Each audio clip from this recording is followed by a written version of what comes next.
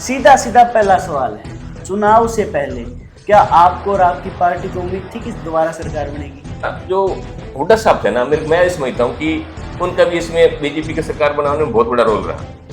उन्होंने पहले ही कह दिया ईवीएम पे सवाल उठाएंगे, यानी कि ईवीएम में कुछ गड़बड़ थी। ऐसी ने आपको अच्छा खासा वोट दिया, लेकिन फिर भी उनके कोटे में कोटा कर दिया। हरियाणा की राजनीति का जहाँ भी जिक्र होता है वहाँ घूम फिर के सुई या फिर मैं कहूँ जाट शब्द जरूर आता है। इसके पीछे वजह क्या है? खट्टर साहब की तुलना ही नहीं है, किसी से भी नहीं सच्चाई है। सैनी साहब उन्हीं के बच्चिनों पे खट्टर साहब याद रखे जाएंगे, सबसे बढ़िया सीएम के नाते याद रखे जाएंगे। आप मेरे बात ध्यान करना, याद करना। दर्द तो छलक रहा आपकी बात नहीं। खाद के लिए आपने लंबी लंबी लाइनें देखी है। डीएपी के लिए कांग्रेस ने हर सीट पे लगभग 2-3 दर्जन कैंडिडेट तैयार कर दिए थे जी। बाकी सभी कैंडिडेटों ने डायरेक्ट इनडायरेक्ट बीजेपी की मदद की है। निसंदेह की है, मैं सबको जानता हूँ, सबका पता है। ये होता ही है। कार मांकित हरियाणवी लाइव देख रहे हैं। फिलहाल हांसी विधानसभा में मौजूद हैं राजेश ठकराल जी, बीजेपी के बहुत पुराने नेता हमारे साथ हैं। पहले भी इनसे मुलाकात हुई थी, अब दोबारा हो रही है, लेकिन इस बार मुद्दा अलग है, एजेंडा अलग है। बीजेपी ने हरियाणा में सरकार बना ली है, किसी ने सोचा नहीं था। हर रिपोर्ट में, हर सर्वे में कांग्रेस सरकार बना रही थी, लेकिन ऐसा कौन सा ब्रह्मास्त्र बीजेपी ने चलाया कि बीजेपी की सरकार बन गई, वो भी पूर्ण बहुमत से? राजेश ठकराल जी से यही आज जो है हम पूछेंगे। ठकराल साहब नमस्कार, स्वागत है। नमस्कार, आपका और आपके व्यूअर्स का प्यार भरा नमस्कार। और आज धनतेरस है इसकी, और शुभ दीपावली। आप सबको मंगल कामनाएं, सभी के लिए बहुत शुभ हो। बिल्कुल। सीधा सीधा पहला सवाल है, चुनाव से पहले क्या आपको और आपकी पार्टी को उम्मीद थी कि दोबारा सरकार बनेगी? नहीं, हमें तो लग रहा था जो बीजेपी ने काम किए थे, जो खट्टर साहब ने काम किए, भाजपा ने जो काम किए, उसके हिसाब से हमें लगता था कि जनता समर्थन देगी। और आपको ध्यान हो, चुनाव खत्म होने के बाद हमारे सीएम साहब ने ये कहा भी था कि बाद में लोग ईवीएम पे सवाल उठाएंगे, हमारी सरकार बन रही है। तो इसका मतलब हमें तो पता था। उन्होंने पहले ही कह दिया ईवीएम पे सवाल उठाएंगे, यानी कि ईवीएम में कुछ गड़बड़ थी। ऐसा नहीं था। विपक्ष का हमेशा ये रटाया एक बुश बन जाए कहीं तो कोई सवाल नहीं होता। जहां भी हारते हैं ईवीएम का रोना सामने रोते हैं वो। अच्छा, कुछ ईवीएम, इस मुद्दे पे अगर चर्चा हो गई है तो खुल के बात करते हैं। कुछ ईवीएम ऐसी थी जिनमें 99% बैटरी पाई गई है। कोई भी इलेक्ट्रॉनिक डिवाइस हो, मेरा फोन है, मैं घर से चार्ज करके निकला था 100%, ये भी 97 है, 99 मिल रही है, यानी कुछ तो गड़बड़ थी। देखो बात सुनो, जब आप कह रहे हैं भी चार्ज करके चले 97 हो गया, हाँ। ऐसे ही पहले जब चेक करते हैं, हाँ। वो खुद भी चेक करते हैं, फिर सबको चेक करवाते हैं, तो कुछ ना कुछ बैटरी कुछ ना कम होगी। एक नेचुरल प्रक्रिया है, इसमें कोई स्वाभाविक है, इसमें ऐसा कुछ नहीं था। लेकिन ये देखिए ना, जब आप पंजाब में बनती है आपकी कोई बात नहीं, दिल्ली में बनती है आपकी कोई बात नहीं, कहीं भी बन जाए इनकी कोई दिक्कत नहीं होती, फिर तो ये ठीक होती है, चुनाव आयोग ठीक होता है। जहां भी ये हारते हैं तो ये हार को सही ढंग से खिलाड़ी की तरह स्वीकार नहीं करते, बस रोना रोते हैं, दिल को तसल्ली देते हैं, बीवी गड़बड़ थी, ऐसा नहीं होता। लेकिन जो सर्वे थे, जो रिपोर्ट थी, जो सोर्स थे, वो हर कोई कांग्रेस की क्यों दिखा रहा था? फिर उसका रीजन बताता हूँ, जो मेरे को लगता है। भाई ये सर्वे थे 5-6 दिन, 7 दिन, 10 दिन पहले के। तब लोग क्या थे, दबे हुए थे, जैसे ये लगा लो कोई बोल नहीं रहा था, जैसे कहीं जाए। एक ये था भाई, जो इनेलो का वोट बैंक था, असल में वो ट्रांसफर हो गया कांग्रेस की तरफ। वो जो ट्रांसफर हुआ, वो लोग आपको पता है बोलने वाले हैं, बप्पू टाइप जिसको कह लो। कुछ लोग ऐसे होते हैं, ये सारा गांव मेरा, ये सारा मोहल्ला मेरा, लेकिन क्या होता है वहां दूसरे भी बैठे हैं। और ये पहला ऐसा चुनाव था जिसमें पहले ऐसे लग रहा था कि 35-1 का, ये 36 नारा भी चला, कुछ जाट नॉन जाट, लेकिन नहीं चला। लग रहा था लोगों को इस कारण बीजेपी जीती, ऐसा भी नहीं है, जाटों ने भी वोट दिया है। जिस जाट को ये लगता था भाजपा ही काम करेगी, भाजपा के राज में मेरे बच्चे लग सकते हैं, जिसके बच्चे लगने लायक थे, या जो देखो हर कौम में क्या होता है, अच्छे भी होते हैं, दूसरे थोड़ा अग्रेसिव भी होते हैं। जिनको जो ये चाहिए था सिर्फ हुड्डा लग रहा था जिनको, लेकिन दूसरे लोग थे। जब इन लोगों के बयान आने स्टार्ट हो गए, भाई पहले अपना घर भरूंगा, फिर जो लगे हुए उनका भरूंगा, पब्लिक को तो बाद में देखेंगे, तो कई चीजें ऐसी हुई जिससे धीरे धीरे चुनाव जो है भाजपा की तरफ स्विंग कर गए। यानी कि पहले एक बार आप मान रही है चीज, कांग्रेस का माहौल बन गया था। एक बार हावी लग रही थी, बिल्कुल लग रही थी। हमारे वाले चुप थे, और ये होता ही है, भाजपा का जो वर्कर है या सपोर्टर है इतना एग्रेसिव नहीं होता, वो वोट डालते हैं। जब लोग निकल के सामने आ रहे थे, जैसे हांसी में हम ही मान रहे थे 70-30 हमें पंजाबी मिलेगा, लेकिन 75 आया। ऐसे ही बनिया भी हमें 80% आया। बहुत से ऐसे एससी में और ओबीसी में तो भाजपा की जान, मतलब ये ओबीसी वर्ग जो है भाजपा की जान बन चुका है। एससी में भी अच्छा वोट मिला, जाट में मिला, पंजाबी बनिया दे ही रहा था। तो ये आप ये देखिए ना, 6 जाट भी जीत के आए हैं, 8 पंजाबी जीते हैं, ऐसी 7 इसमें आपके ब्राह्मण जीते हैं। ऐसी ने आपको अच्छा खासा वोट बैंक अच्छा दिया, खासा वोट दिया। लेकिन फिर भी उनके कोटे में कोटा कर दिया। देखो एक ना, ये बना किस लिए था? ये बना इसलिए था कि सबका एक समान उत्थान हो, समान विकास हो। एक वर्ग को थोड़ा सा ये लगा भाई, ये उन लोगों की डिमांड पे बना। कुछ लोगों को ये लगा कि एक वर्ग को ज्यादा इसका फायदा मिल रहा है, बाकी वर्ग इससे वंचित रह रहे थे। समान विकास हो इसलिए किया गया, इसमें वोट बैंक की कोई राजनीति नहीं है।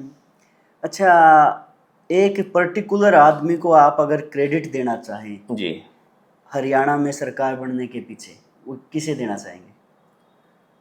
एक तो कहना मुश्किल है, उसमें मोदी जी भी आते हैं, अमित शाह जी भी आते हैं। वो तो और 9.5 साल जो खट्टर साहब ने सरकार एक समान सबका विकास किया, किसी का भेदभाव नहीं किया, जनहित के कार्य किए, खट्टर साहब को बहुत बड़ा श्रेय जाता है। उसके बाद नायब जी ने भी बनने के बाद जो नायब फैसले लिए, सबके लिए दरवाजे खोल दिए।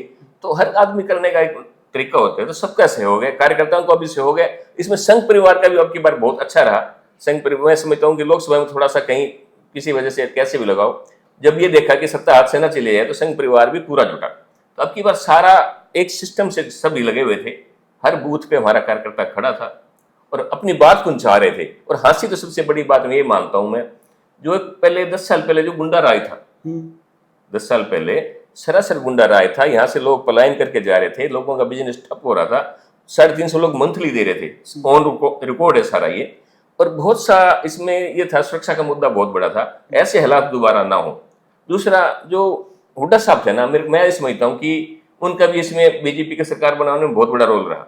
कैसे? आपने वो इतना हाईलाइट कर दिया कि जैसे भी हुड्डा ही बनेगा, दूसरा कोई है ही नहीं। और हुड्डा सरकार में ये सारे काम हुए थे पहले जो हुए थे। हुड्डा सरकार की मैं मानता हूं कि 5 साल पहले जो उनकी सरकार चली थी उसमें कुछ गुंडागर्दी पे अंकुश लगा था। अगली बार ये था कि लोग ये कहते थे, व्यापारी वर्ग हमारा ये कहता था कि भ्रष्टाचार तो है पर कम से कम शांति है। अगले 5 साल जो दूसरे दोबारा नेक्स्ट बने तो शांति भी खत्म होगी, सुरक्षा व्यवस्था बहुत बड़ा मुद्दा था। व्यापारियों ने, जिसका जान माल ही सुरक्षित नहीं है तो फिर किसको चाहेंगे? तो हुड्डा को देख के ही ज्यादा इसका फर्क पड़ा कि लोगों ने ये सोचा। और हुड्डा ने भी जब क्यों उनका व्यवहार चेंज हुआ, सिर्फ नैरलों से, जाटों से उनकी लोकप्रियता लेने के लिए, जाटों में एक छत्र राजा बनने के लिए, जो एक सीएम रहते हुए ये बयान देता है कि मैं जाट पहले हूं, तो समझता हूं कि मुख्यमंत्री बाद में, तो उनका जो था इस वजह से भी उनका प्रभाव खत्म हुआ। हरियाणा की राजनीति का जहां भी जिक्र होता है वहां घूम फिर के सुई या फिर मैं कहूँ जाट शब्द जरूर आ जाता है। जरूर आता है। इसके पीछे वजह क्या मानते? देखो एक तो मार्शल कौम है, दूसरा देखो एक बड़े इसमें संख्या में है भी, और इनका ही राज चलता है। अब जब नॉन जाट को अपने राज का मजा आया तो अपने हाथ से क्यों जाने देंगे? और अब तो मैं बताया ना, जो समझदार जाट है, पढ़ा लिखा जाट है, जिसको ये पता है हुड्डा राज में भी नौकरी फिर बिकेंगे, फिर मिलेंगी, जैसे बातें आ रही थी, वे भाजपा में तो खुली मिली हैं, बहुत बच्चे लगे हैं। जो समझदार जाट था, मैं समझता हूँ, या उदारवादी जाट था, वो सब उन्होंने ये सोचा कि गुंडागर्दी वाला राज हमें 36 बिरादरी का ये चुनाव मैं मानता हूँ, 36 बिरादरी ने वोट दिए, हमारे 6 विधायक जाट जीते हैं। गुंडागर्दी वर्सेस शांति की बात हो रही है, हांसी की मैं बात कर लेता हूँ जी। सैनी साहब का मर्डर हुआ, ड्यूक शोरूम पे फिरौती मांगी गई, बिल्कुल, व्यापारी नेता प्रवीण तायल पे हमला हुआ, ऐसे अनेकों उदाहरण हमारे पास है। आप कह रहे शांति आ गई? ऐसा था, रविंद्र सैनी वाला मामला पहले से ही चल रहा था, उसी समय का चल रहा था, तो उसमें आप ये नहीं कह सकते कोई नया मामला था। बाकी जो है आप ये लगाइए कि 0.1 कुछ है, कुछ लोकसभा के चुनाव जैसे कुछ कांग्रेस की 5 सीटें, उसके बाद भी माहौल कुछ खराब हुआ। तो जो उग्र लोग हैं, जो ये ऐसे लोग सोचते हैं भाई हमें कांग्रेस में संरक्षण मिल जाएगा, वो लोग दोबारा एक्टिव हो गए थे।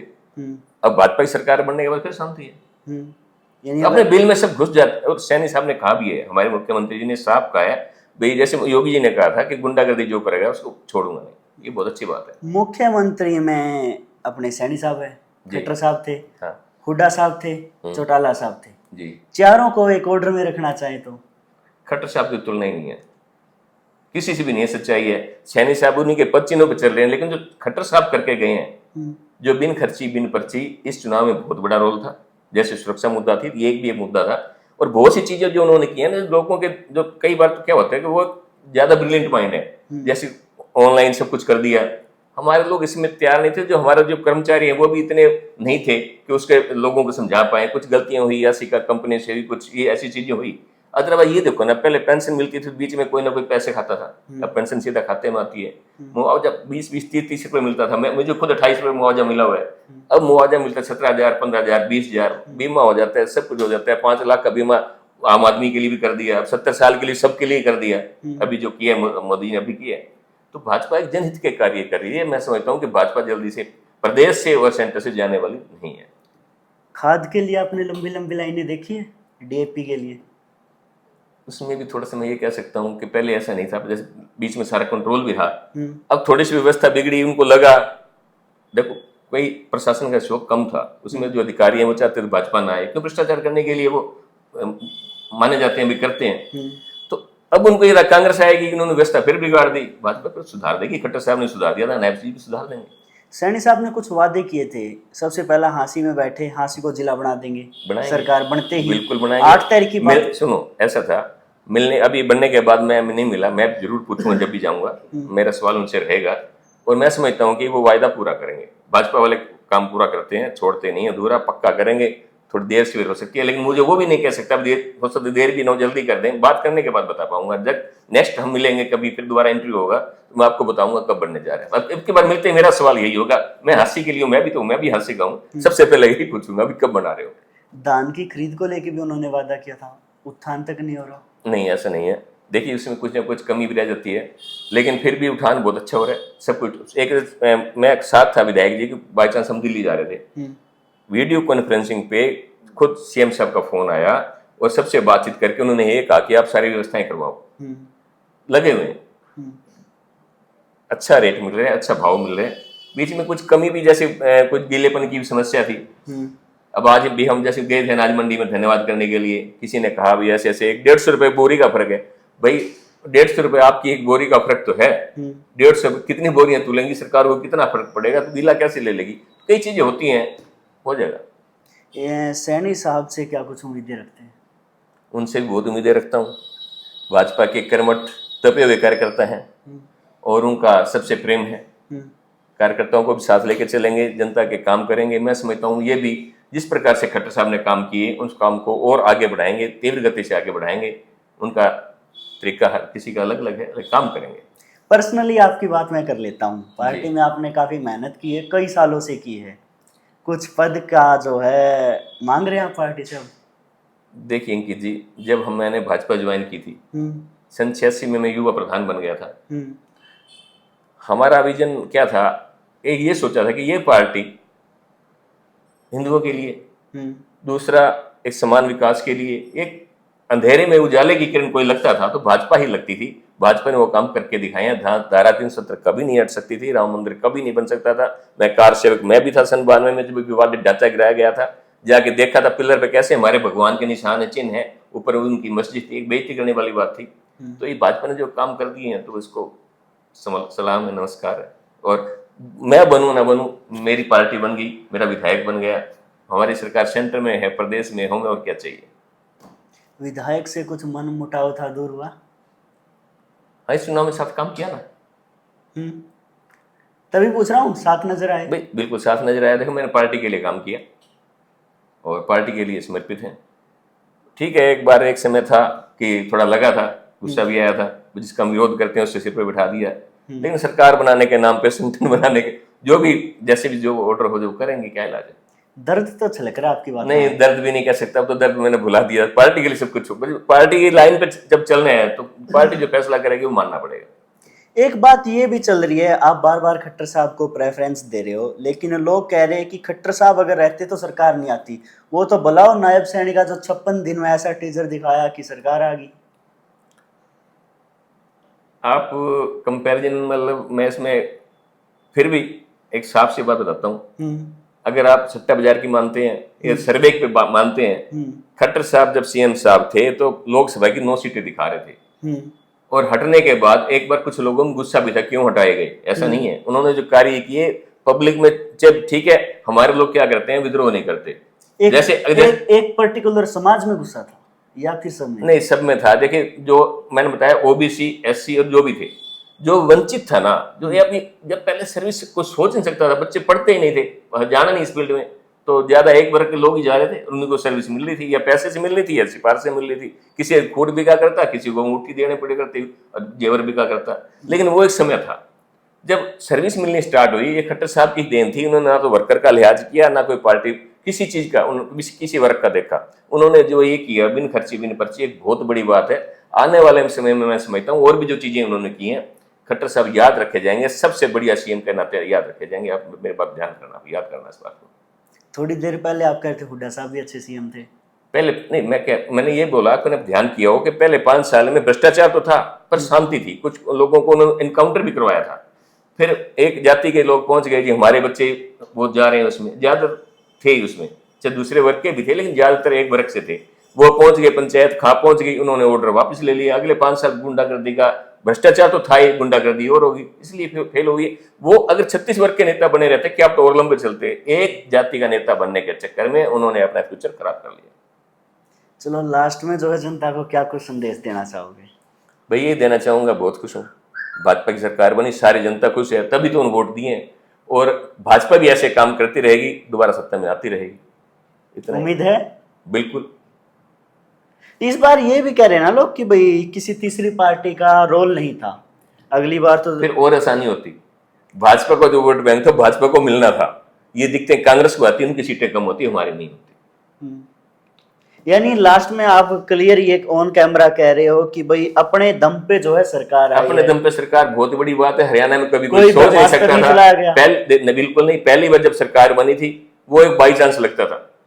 उसके बाद खट्टर साहब बने, दूसरी बार भी 40 सीटें आई। और हरियाणा में ऐसा होता नहीं है कि लोग, कोई भी हो सरकार, लोगों की आकांक्षाएं पूरी नहीं कर सकती, उम्मीदों पर खरा नहीं उतरती, इसलिए हर बार बदलाव होता है। लेकिन ये भाजपा की कारगुजारी, भाजपा जो नीतियां थी, जिनके कारण भाजपा को सफलता मिली, लोगों ने इनको कामयाब बनाया, और तीसरी बार सरकार आई है, बहुत बड़ी बात है। एक चीज का फायदा आपको शायद मिला है कि कांग्रेस ने हर सीट पे लगभग 2-3 दर्जन कैंडिडेट तैयार कर दिए थे जी। बाकी सभी कैंडिडेटों ने डायरेक्ट इनडायरेक्ट बीजेपी की मदद की है।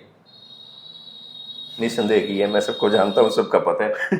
ये होता ही है, जिसकी टिकट कटती है तो दूसरा कुछ ना कुछ महत्वाकांक्षाएं सबकी होती हैं, और ये लगता है भाई अगर ये बन गया मेरा, तेरा भविष्य खराब है, तो कुछ करते भी हैं। जो साथी पहले जो जेपी के चुनाव में लगे हुए थे, जयप्रकाश के चुनाव में, वो कहाँ थे? आपको भी पता है, मुझे भी पता है, सबको पता है। चलो आपकी इसके बारे में क्या राय है, खुल के कमेंट करें। आप कौन से फैक्टर मानते हैं कि ज्यादा चले इस चुनाव में, जो बीजेपी की जो है दोबारा सरकार आई? अपनी राय कमेंट बॉक्स के माध्यम से जरूर रखें, और वीडियो को साथ के साथ शेयर करें, लाइक करें, कमेंट करें। बहुत बहुत धन्यवाद।